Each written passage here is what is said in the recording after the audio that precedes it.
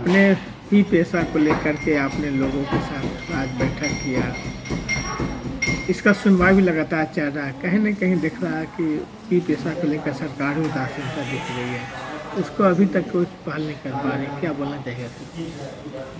देखिए, सरकार उदासीन नहीं है।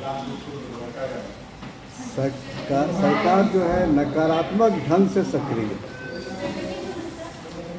संसदीय अधिनियम 1996 के प्रावधानों को लागू करने का सरकार को विशेष निर्देश मिला,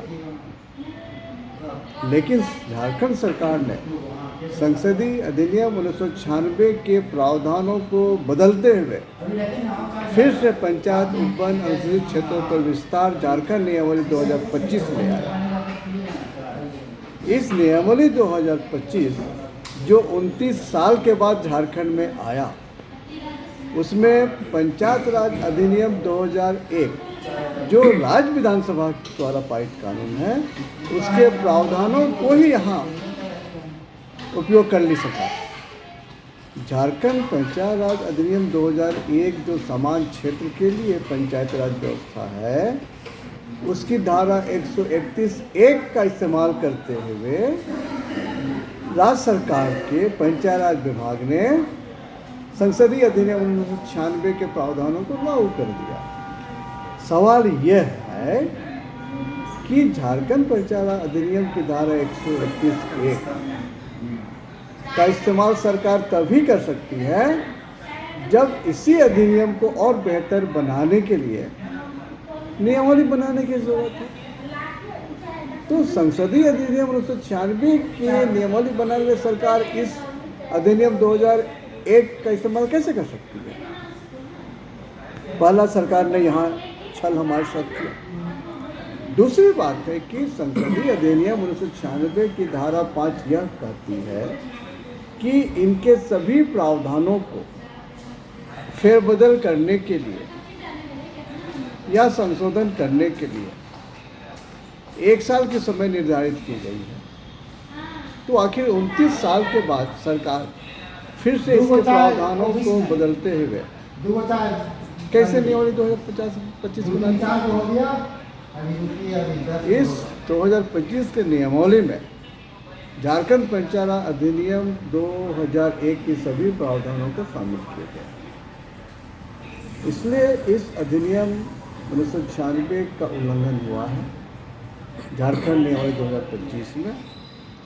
इसकी संवैधानिकता की जांच करने के लिए हम लोगों ने झारखंड के सभी अनुसूचित क्षेत्रों से आदिवासी बुद्धिजीवी एवं ग्राम प्रधानों को बुलाया, उनसे राय ली गई, इसकी चर्चा हुई और हम लोग इस निष्कर्ष पर पहुंचे कि झारखंड नियमावली 2025 की संवैधानिकता को झारखंड हाईकोर्ट में चुनौती दी जाए, और इसे आज हम लोगों ने खारिज किया। तो अगला सर आप लोग क्या प्लानिंग है? जिस तरह से अगर देखा जाए कि कहीं न कहीं आपने जिस तरह से बात रखा कि सरकार को उदासीनता ही नहीं, पूरा मतलब इस तरह का है, तो अगला आप लोग का क्या प्लानिंग है?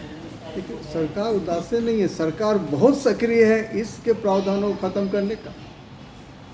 आदिवासियों के सामने सरकार गई कि हमें वोट दो, भारत का संविधान के प्रावधानों को बचाने के लिए हमें वोट दो, नहीं तो एक विशेष पार्टी से ख़त्म कर देगी। सरकार से हमारा सवाल है, कल विश्व आदिवासी दिवस है, सरकार फर्जी तरीके से अपना पीठ थपथपाएगी।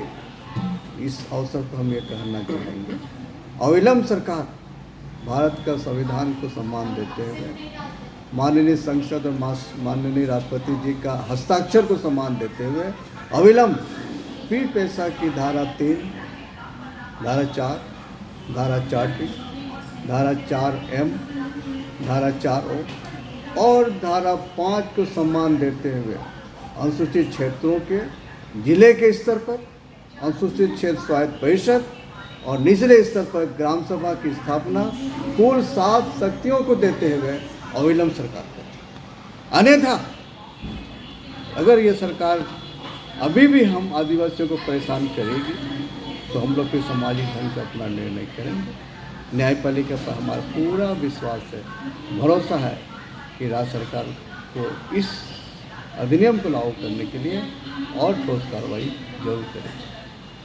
अपना पूरा परिचय। मेरा नाम विक्टर कुमार मार्को, राष्ट्रीय संयोजक आदिवासी बुद्धिजीवी मंच।